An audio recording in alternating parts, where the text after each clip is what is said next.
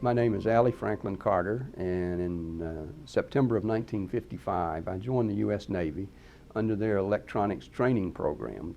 I wanted to become a radar technician, and so I went to basic training in Great Lakes, Illinois, and went to ET school in Great Lakes, Illinois, graduating in the fall of 1957. I think it was around October. And I chose as my duty station a radar picket ship called the USS Kretschmer, DER 329. It was a converted destroyer escort, and it was destined to have the latest radar equipment that the Navy had for air search and surface search. And we were stationed in the North Atlantic between Argentia, Newfoundland, and the Azore Islands. We were stationed across that, and we tracked everything that we could see both on the surface and in the air, and we reported it to NORAD in Colorado Springs, Colorado. And if it was an unknown, they would scramble fighters out of Westover, Mass. to come out and investigate if we had an unknown target.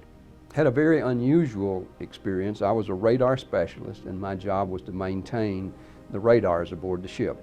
It would have been the early summer of 1957. I also, because the ship was undermanned, I also served as a radar operator. So I served 4 on and 8 off duty watches as an operator if there was nothing wrong with the radar.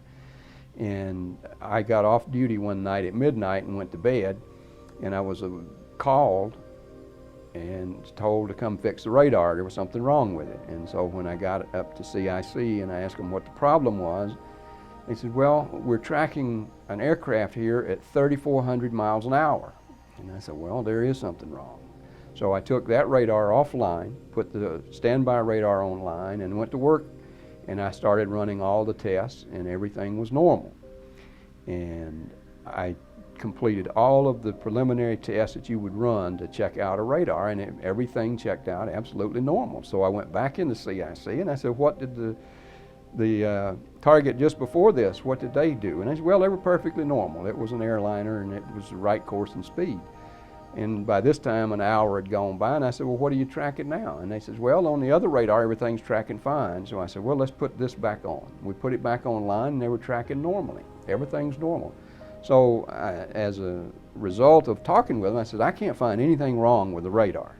But there was clearly, they had clear plots, and they told me, this is an absolute stellar contact, because you usually get the size of the blips usually do with either the size of the contact or the shape, something, and this was a blip that was better than a ½ inch across, which indicated a really large target or something very close. And so they said it tracked every sweep. We got a blip, and if you get anomalies, usually what will happen is every sweep or every other sweep you'll get a blank, or maybe every 10 sweeps, but it'll blank out. But this one was solid on every sweep, and that indicates a solid target. So I asked the duty officer if he was going to report it, and he said no. And I said, why not? And he said, well, he says, you've just told me there's nothing wrong with the radar. You've run all the checks you can run. There's nothing wrong with the radar. We know we tracked the thing. If we report it, then Colorado Springs is going to ask us what's wrong with our equipment, and you've already said there's nothing wrong, so you and I then have a problem. We both are in trouble. We got to come up with a story. And he says, I'm not going to report it. It was one contact, that was it. I said, that's fine with me. So I went back to bed.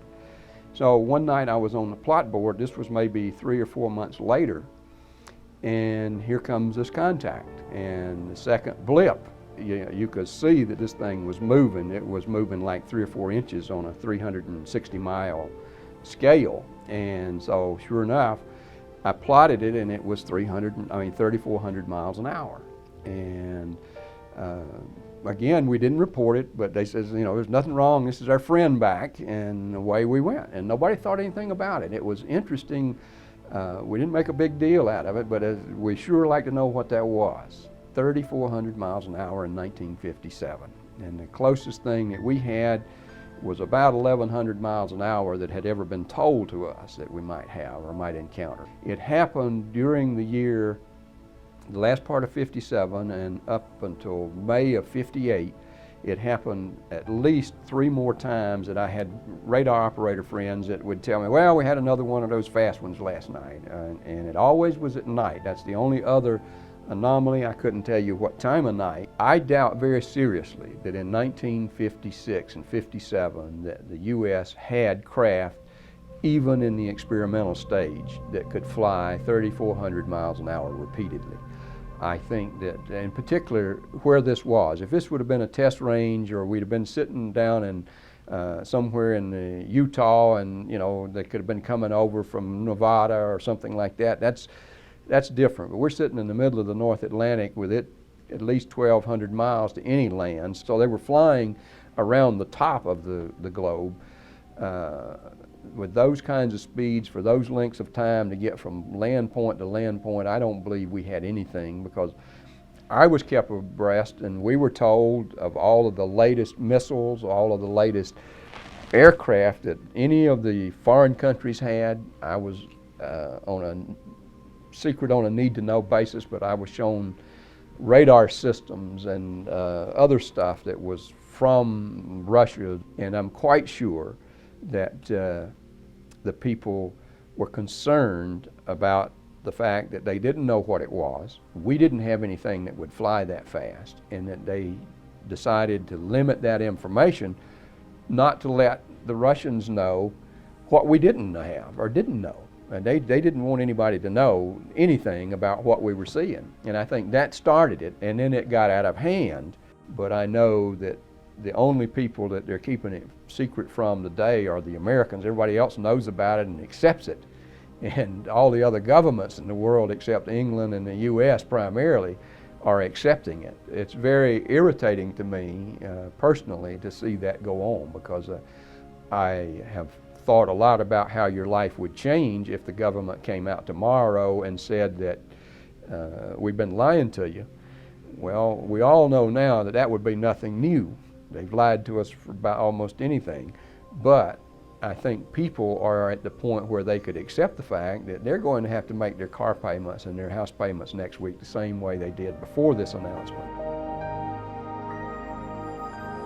When people talk to me about the fact that they may be the figment of my imagination, I was a damn good ET. I knew my radar. It was my love at the time, and I know the systems, and I knew that there was nothing wrong with those systems, and I knew that we were tracking real contacts. I knew the difference between what they call running rabbits and chaff and all of the other stuff that they would give us. A psychologist was from the University of Missouri Medical School was making a presentation, and as a part of his presentation he was explaining how much grief he was taking from the faculty and wanting to know why he was involved in something like UFOs. And he said, I'll tell you why. I have this guy as an example, as a client. He was in the Air Force, and he was in Alaska, and he was on the DEW line. He tracked things at 3,400 miles an hour, and they told him he was crazy.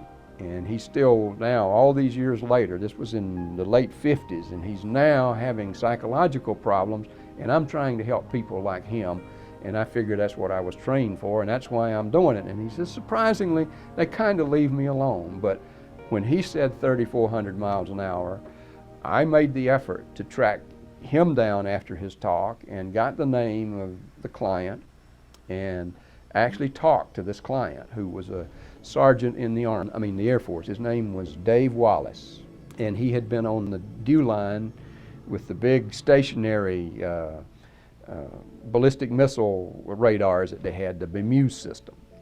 And he said, yes, we tracked them at 3,400 miles an hour, and he says the interesting part of it was we tracked them 300 and 400 miles out in space. And he says we complained to the radar people. It was General Electric had built the system, and so we kept reporting this stuff, and they kept telling us we couldn't report that stuff out there.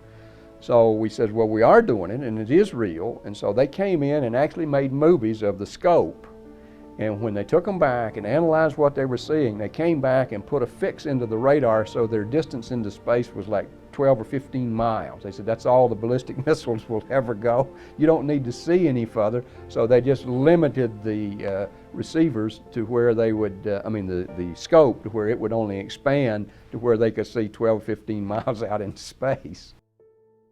I talked to a lady came forward about 2 years ago that was an Army radar operator stationed in California during the 50s, and she also reported that she had tracked craft at 3,400 miles an hour, which seemed to be a kind of a common speed at that point. But she said that she had done that with the Army, and that they too would refuse to report.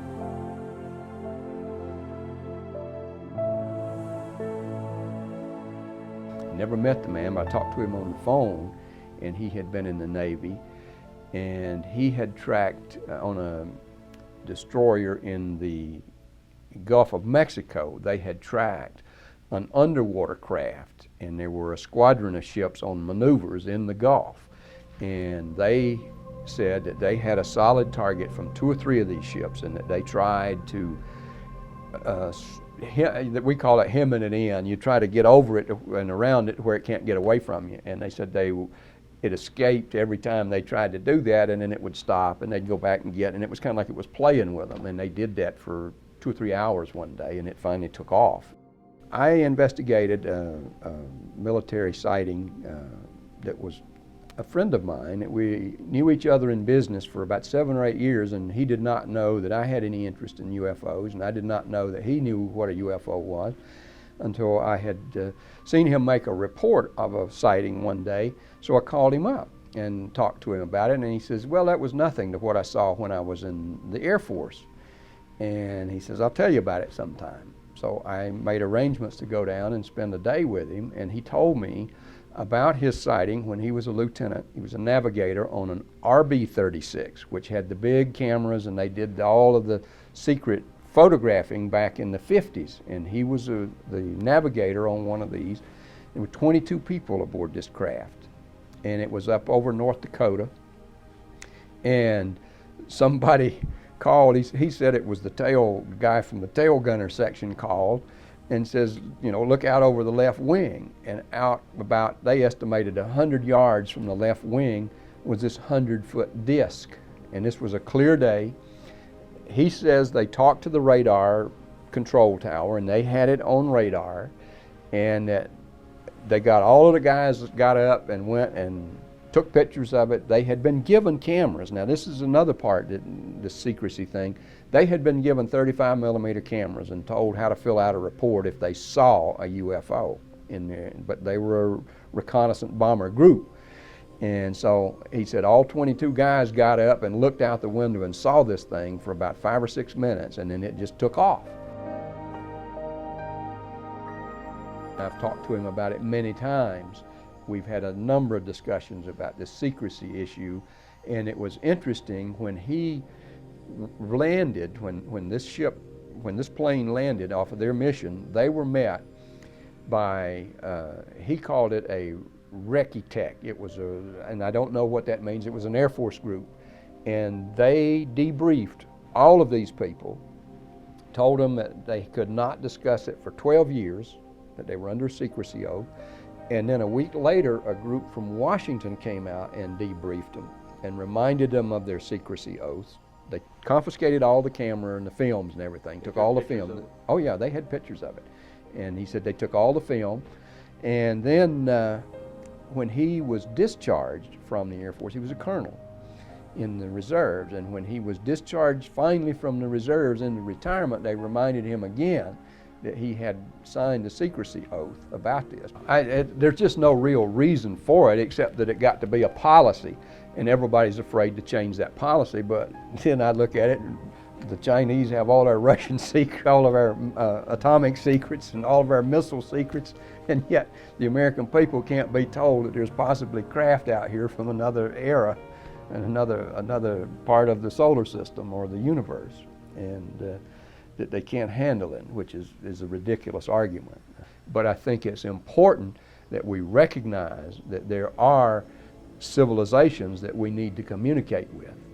And I think we've reached that point in our evolution as a human race that we need to recognize that. And the thing that disturbs me is that the U.S. is going to be a third world nation in that field if we're not careful, by having all of this secrecy and refusing to set up any kind of diplomatic protocols as I know that you have called for, and I believe in very strongly, because they're out there. Other nations recognize them, and they're going to talk to the people that are willing to talk to them on a peaceful basis. And we can do what we want to, but that's the reality of it. And so I'm hoping that people will come to their senses and stop hiding this stuff from the U.S. citizens. I mean, it's appalling to me to know that we can have the kind of sightings that they've had in Mexico City, and you never hear one single word in the national press of the U.S. That's appalling. That's an indictment of our system that you can't believe. I mean, they're reporting this stuff in China, they're reporting it in Cuba, they're reporting it everywhere except the U.S.